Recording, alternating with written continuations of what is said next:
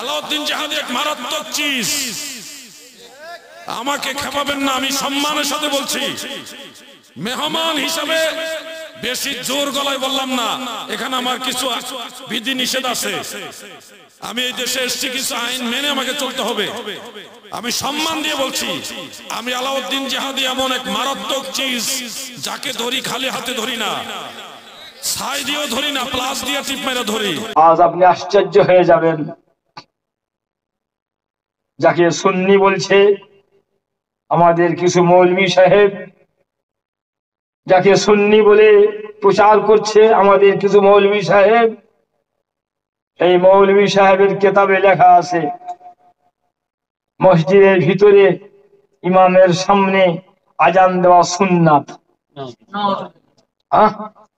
আলা হযরত আজিমুল বরকাত আলহামদুলিল্লাহ, তার তাহকিকের উপরে কিয়ামতের সকাল পর্যন্ত কোন তাহকিকের প্রয়োজন হবে না। তার যাচাইয়ের পরে কিয়ামতের সকাল পর্যন্ত আর কোনো যাচাই লাগবে না।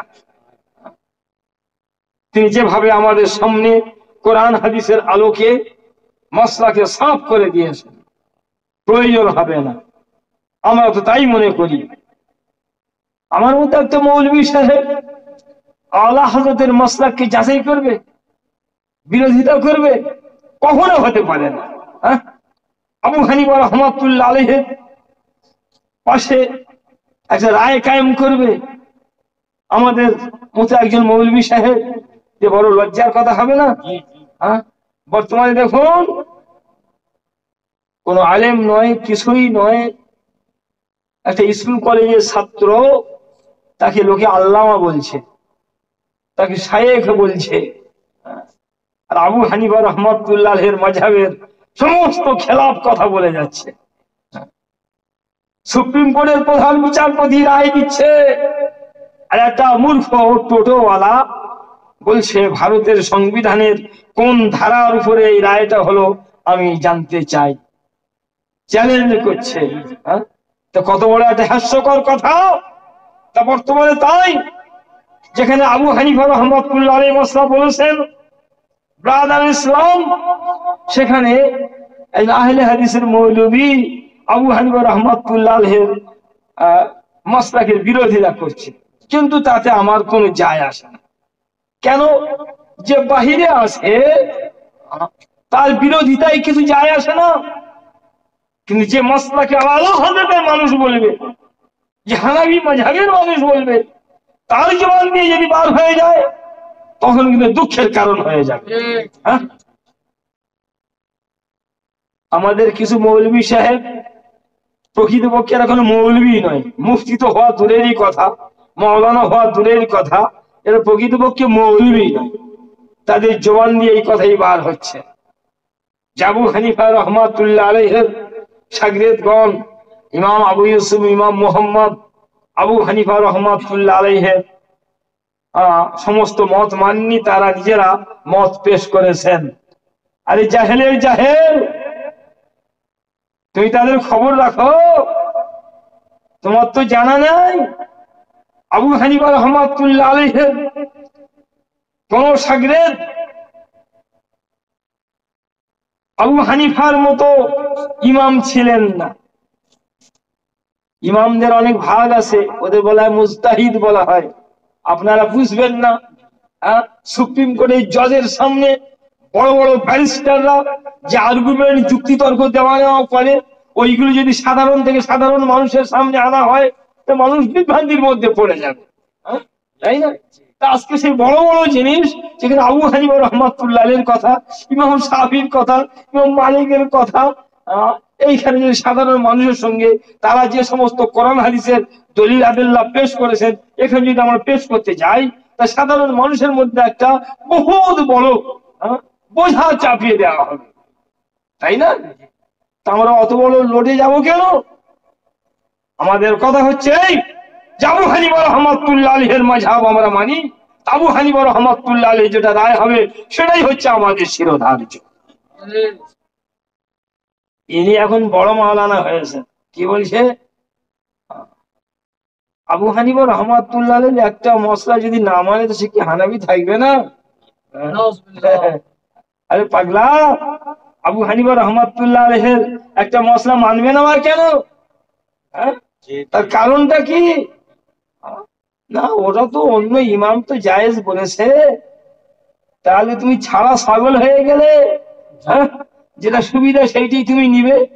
চার ইমাম, চার রকমের মত আছে, তাই বলে কেউ যদি বলে তো ওটা তো শাফি মজহাবে তো চল আছে, করলে অসুবিধা কি আছে, বলা ভুল হবে না?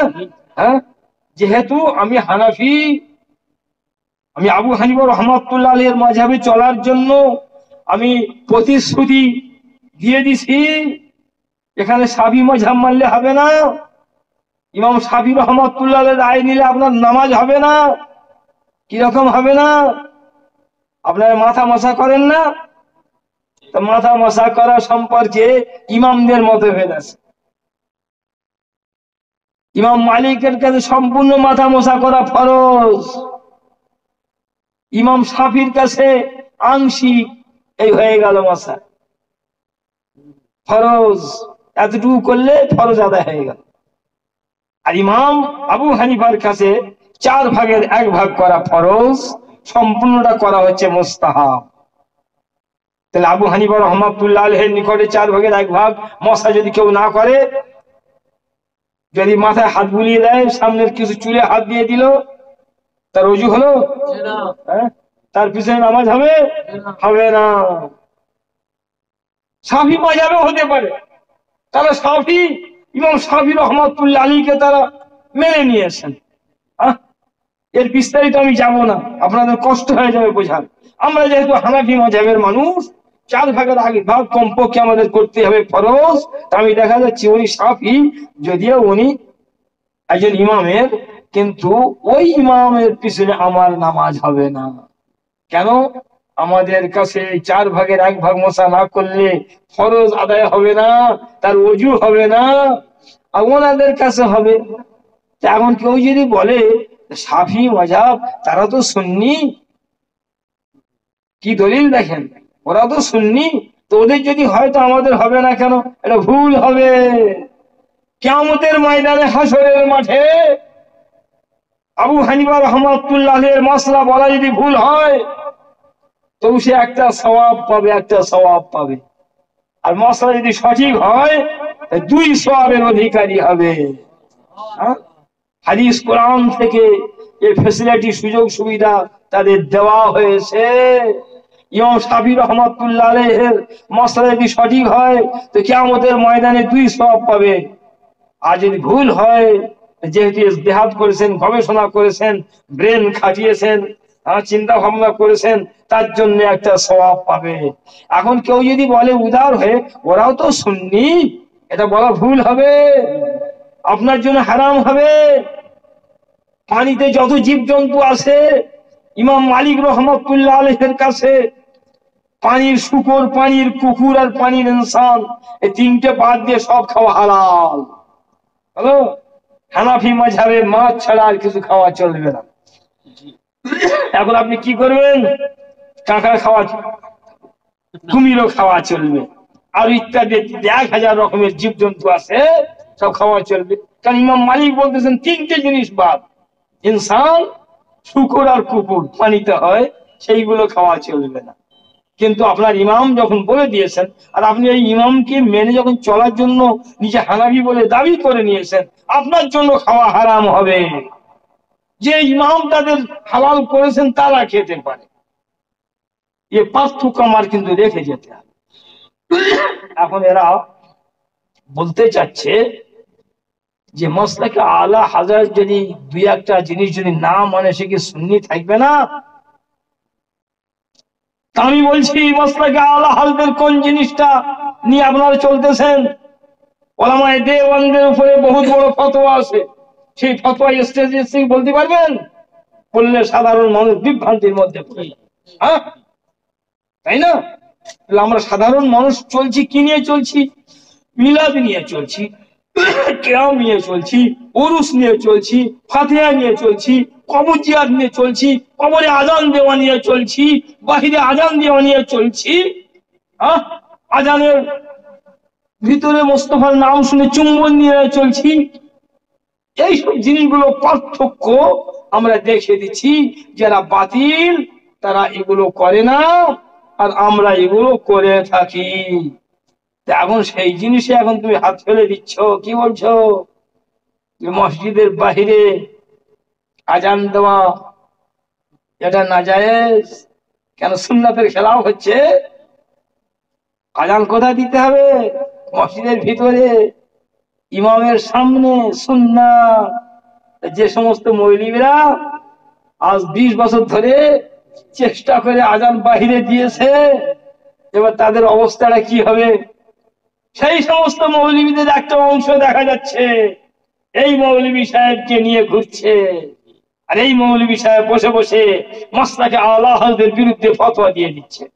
হ্যাঁ, আজকে যদি এখানে ব্যাপক লোক নেই, কিন্তু আপনারা যারা আসেন বুঝে যান। আমি এখানে আসতাম না, আমার এখানে আসার ইচ্ছা ছিল না, কিন্তু শুধু একটা কথায় যে হুজুর কিছু মানুষ বিভ্রান্তির মধ্যে পড়ে গেছে। মাসলাকে আলা হযরত নাকি হানাফি মাযহাবের বাইরে, এবং মাসলাকে আলা হযরতের মধ্যে দুই একটা মশলা যদি কেউ না মানে সে সুন্নি থেকে পার হবে না, কথা বলছে আর কি।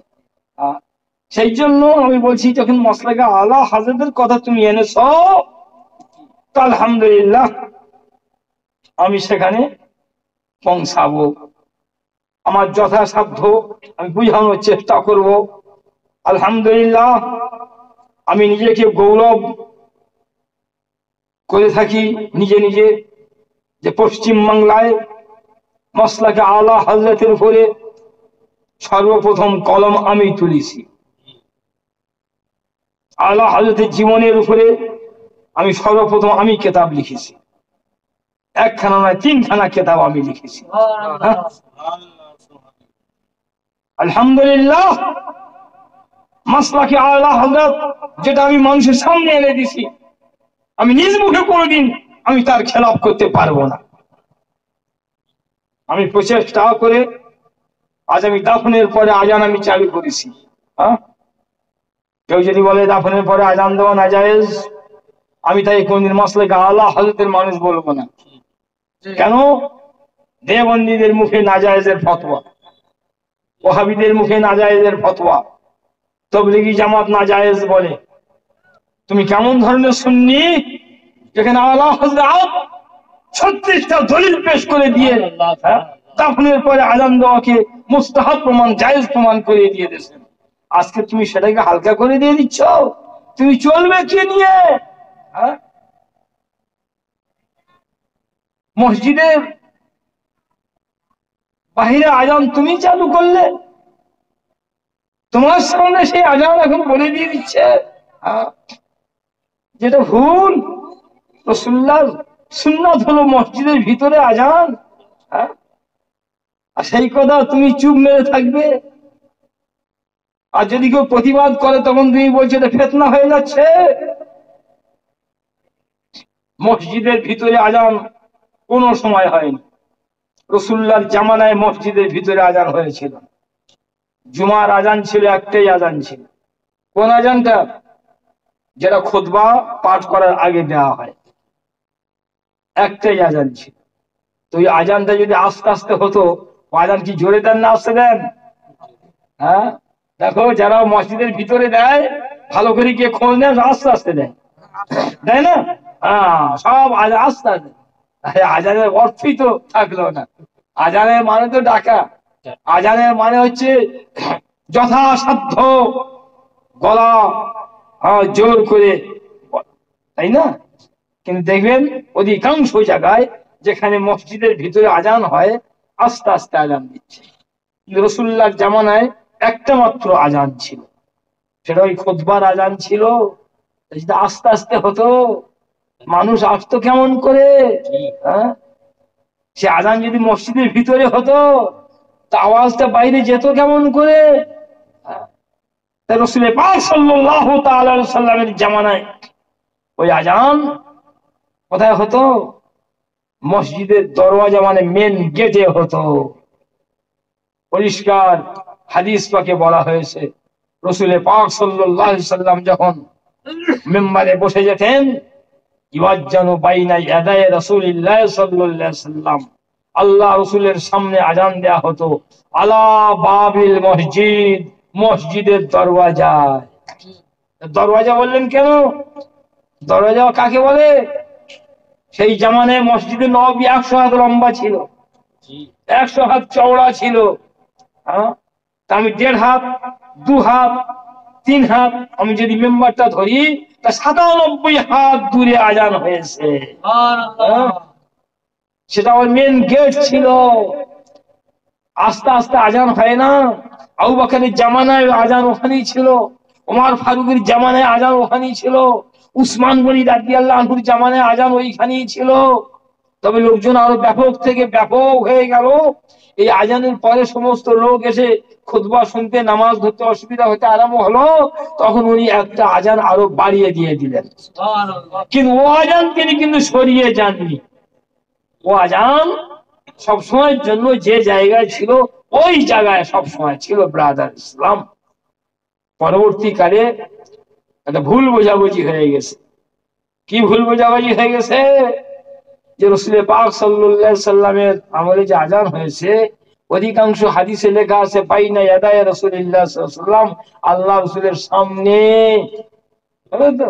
এরা সামনে মানে ধরে নিয়েছে এই সামনে, সামনের মানে এই সামনে, আর তো সামনের মানে ওই সামনে, আর তো সামনের মানে ওই সামনে, হচ্ছে না? সবই তো সামনে, সবই তো সামনে। হ্যাঁ, আমি যদি বলি তুমি আমার সামনে দাঁড়াও, তুমি এখানে এসে দাঁড়াতে পারো। আর আমি যদি বলি আমার সামনে ওই রডের কাছে গিয়ে দাঁড়াও, তাহলে এখানে আর দাঁড়ানো হবে না। তা সব প্রায় হাদিসে বলা হয়েছে সামনে। আর আবু দাউদ শরীফের মধ্যে হাদিসটা ক্লিয়ার করে দেওয়া হয়েছে আলা বাবিল মসজিদ, সামনে মানে কোথায়? মসজিদের দরওয়াজায়। বলছে মাওলানা সোহরাব হোসেন, উনি মাথায় টুপি দিয়ে থাকে, ইনি বলছেন টুপি দিয়ে থাকে, আরেকজন বলছেন উনি সাদা টুপি দিয়ে থাকে। তার কথা কি দুরকম হলো? দুরকম হলো না। কেন টুপি বলেছেন, কেউ কালারটা বলেননি, উনি কালারও বলে দিয়ে দিয়েছেন। হ্যাঁ, হাদিস পাকে আছে রাসূলুল্লাহর সামনে আযান দেওয়া হয়েছে। সামনে মানে কি? আবু দাউদ শরীফ ক্লিয়ার করে দিয়ে দিয়েছে এসে হচ্ছে মসজিদের দরওয়াজা, মানে মেন গেটে আযান হয়েছে। তাই আলা হযরত বহু কিতাবের হাওয়ালা দিয়ে এবং আলা হযরতের বড় বড় গোলাম, তার বড় বড় খাদেম, অখণ্ড ভারতের সুন্নি আলেমদের বহুত বড় বড় যারা শায়েখ মাশায়েখ, এই বাহিরে আজানের সম্পর্কে বহু কিতাব লিখে দিয়ে দিয়েছেন। এখন হঠাৎ করে একজন বলে দিচ্ছে যে মসজিদের ভিতরে আজান দেওয়া সুন্নাত। ইনি আবার বলতেছেন কি আলা হযরত বলেছেন বাহিরের কথা। তিনি আবার বলে দিয়ে দিচ্ছে যে আলা হযরতের সবটা কি ঠিক? আলা হযরত একটা মশলা কি না বললে কি সুন্নি থাকবে না? তা আমি বলবো যে না, সুন্নি থাকবে না। যে মসলাকের উপরে সুন্নি এবং চুন্নিদের মধ্যে বিভক্ত হয়ে রয়েছে, হ্যাঁ, যেখানে পার্থক্য হয়ে রয়েছে, আর যে মসলাকে নিয়ে আজ 100 বছর থেকে বহু বাহাস মোনাজারা হয়েছে, আলা হযরত থেকে আরম্ভ করে ওলামায়ে আহলে সুন্নাত বহু কিতাবাদি লিখেছেন, সেখানে কিন্তু আমি সহজে ছাড়বো না যে কোন সুন্নি আলেম তার বিপরীত কেউ করতে পারে বা ফতোয়া দিতে পারে। সেই জন্য বলছি ব্রাদারান ইসলাম, মাসলাকে আলা হযরত বাহিরে আজান, মাসলাকে আলা হযরত কবরে আজান, মাসলাকে আলা হযরত বসে বসে তাকবীর শোনা, মাসলাকে আলা হযরত মুস্তাফার নাম শুনে চোখে চুম্বন দেওয়া, ইত্যাদি ইত্যাদি হচ্ছে মাসলাকে আলা হযরতের অঙ্গ। সুবহানাল্লাহ। আর এইগুলো যদিও ফরজ ওয়াজিব না হয়, তবুও কিন্তু মাসলাককে বাঁচিয়ে রাখার, টিকিয়ে রাখার জন্য এইগুলো একান্ত জরুরি। পেঁয়াজ দেখেছেন, পেঁয়াজের উপরের ছোলটা খান কি? খাওয়া হয় না। তা হাট থেকে কিনে এনে সঙ্গে সঙ্গে বিনিয়ে রাখেন কেন? দুদিনের মধ্যে পছন্দ ধরবে। আর এই জিনিস থেকে যায় তা 2 মাস ঘরের কোনায় পড়ে থাকবে, বসবে না, পছন্দ থেকে বাঁচিয়ে দিবে। আজ মিলাদ যদি ছেড়ে দিয়ে দেন, কিয়াম যদি ছেড়ে দিয়ে দেন, ফরজ তো নয়, চোখে চুম্বন দিয়ে ত্যাগ করে দিয়ে দেন, মসজিদের ভিতরে আজান যদি ফেজর চালু করে দেন, দাফনের পরে আজান যদি বন্ধ করে দিয়ে দেন, মিলাদ যদি না করেন, উরফি যদি না করেন, ফাতিহা যদি না করেন, জানবেন সুন্নিয়াত হদহদে হয়ে যাবে। পার্থক্য কিছুই থাকবে না। ওয়াহাবি, দেওবন্দি, জামাত ইসলামী, তাবলীগী যত বাতিল ফেরকা, আর আপনারা সুন্নি বলছেন, এসব সমান হয়ে যাবে। সেই জন্য বলছি খুব সাবধান হয়ে যান।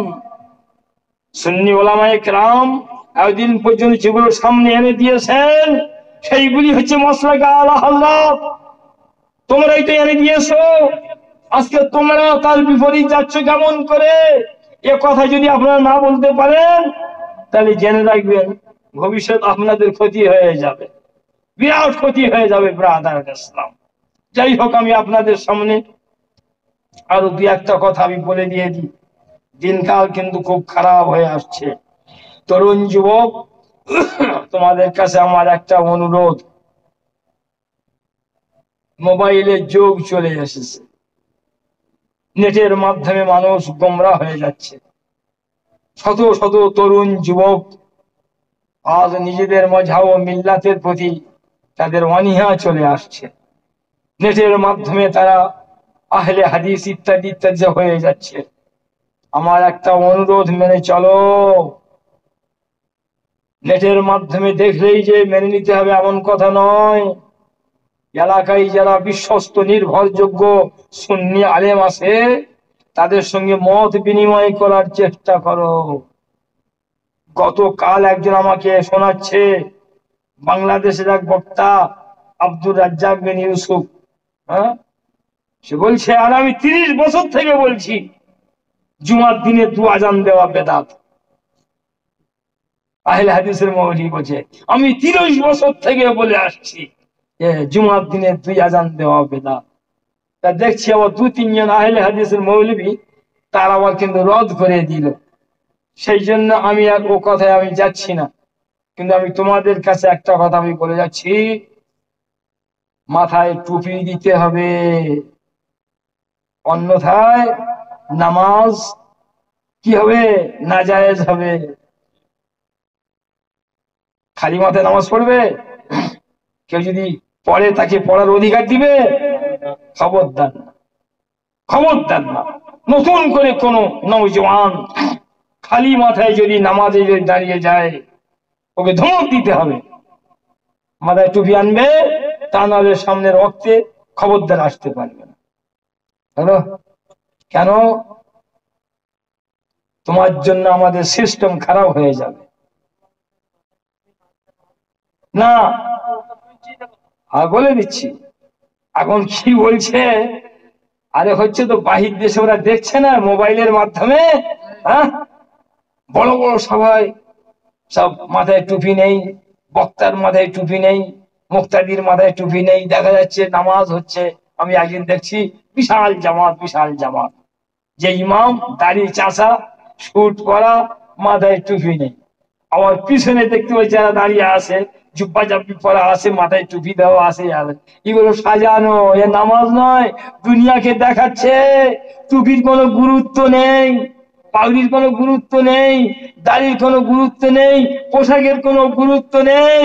পাশ্চাত্য দেশে হচ্ছে, আব্দুর রাজ্জাক বিন ইউসুফের মুখে দাড়ি নেই, আছে। মিজানুর রহমানের মুখে দাড়ি নেই, আছে।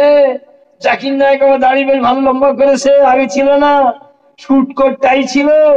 দেখতেছে ভারতবর্ষে এখনো পর্যন্ত দাড়ির দাম দেয়, শুটের প্রতি ঘৃণা রাখে।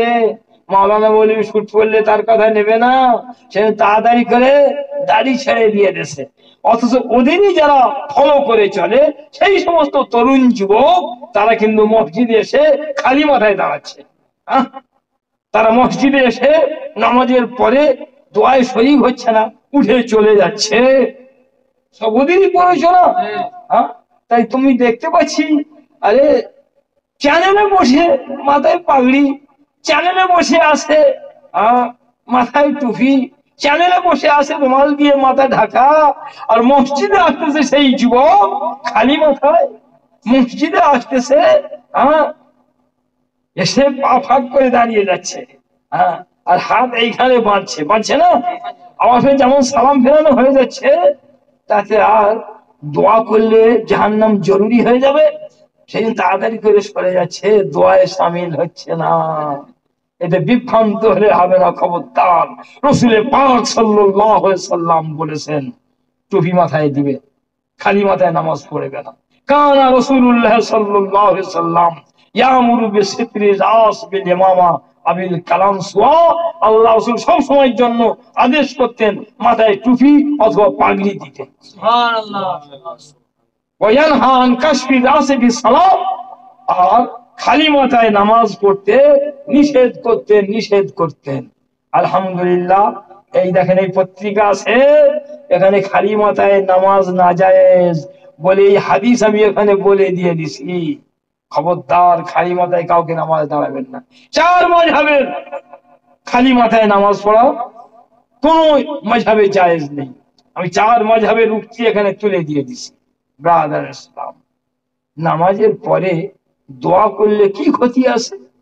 কি ক্ষতি আছে? হায় হায়, এই দোয়াটা উঠিয়ে দিচ্ছে আর যুক্তি দিচ্ছে কি, আপনারা পেশাব করতে যান, পায়খানা করতে যান, তখন কি হাত তুলে দোয়া করে যান? এ তো মুসলমানের কথা হলো না। কোন নতুন মানুষ যদি মুসলমান হয়ে যায়, ও অনেক জিনিস নিজের বিবেক বুদ্ধি করে তো বলে, এ তাও নয়। দেখা যাচ্ছে পেশাব পায়খানা যাওয়ার সঙ্গে মসজিদের জিনিসটার তুলনা করা চলে? রাসূল পাক সাল্লাল্লাহু আলাইহি ওয়াসাল্লামকে জিজ্ঞাসা করেছে সাহাবায়ে কেরাম, আইয়ু দুআ আসমা ইয়া রাসূলুল্লাহ, সবচাইতে কোন দোয়া দরবারে ইলাহিতে বেশি কবুল হয়? তা রাসূল পাক সাল্লাল্লাহু আলাইহি ওয়াসাল্লাম বলছেন, দুরা সালাওয়াতিল মাকতুবাত, সমস্ত ফরজ নামাজের পরে দোয়া বেশি কবুল হয়। সুবহানাল্লাহ, সুবহানাল্লাহ। হাদিসে বলছে সমস্ত ফরজ নামাজের পরে দোয়া বেশি কবুল হয়। তবু এর পেট ভরল না, হাত তুলে কি দোয়া করার কথা আছে?